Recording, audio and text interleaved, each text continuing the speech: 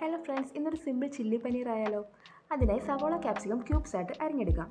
ചൂടായ പാത്രത്തിലേക്ക് വെളിച്ചെണ്ണ ഒഴിച്ച് അരിഞ്ഞു വെച്ചിരിക്കുന്ന വെജിറ്റബിൾസ് ആവശ്യത്തിനുള്ള ഉപ്പ് ചേർത്ത് വഴറ്റിയെടുക്കാം. പനീർ നമുക്ക് വലിയ പീസായും ക്യൂബ്സ് ആയിട്ടും കടകളിൽ വാങ്ങിക്കാൻ കിട്ടും. എനിക്ക് കിട്ടിയത് വലിയ പീസാണ്, സോ അതൊന്ന് കട്ട് ചെയ്തെടുക്കാം. ഇനി മറ്റൊരു അടുപ്പിൽ പാൻ വെച്ച് വെളിച്ചെണ്ണ ഒഴിച്ച് ഈ പനീർ നമുക്കൊന്ന് ഫ്രൈ ചെയ്തെടുക്കാം. ഇനി വെജിറ്റബിൾസിലേക്ക് മഞ്ഞൾപ്പൊടി, മുളക് പൊടി, മല്ലിപ്പൊടി ഇവ ചേർത്തൊന്ന് വഴറ്റാം.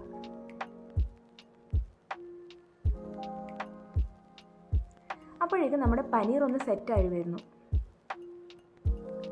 ഇനി വെജിറ്റബിൾസിലേക്ക് ആവശ്യത്തിനുള്ള വെള്ളം ചേർത്ത് പനീറും അതിലേക്ക് തട്ടിയിടാം. നല്ലതുപോലെ ഇളക്കി കൊടുക്കാം.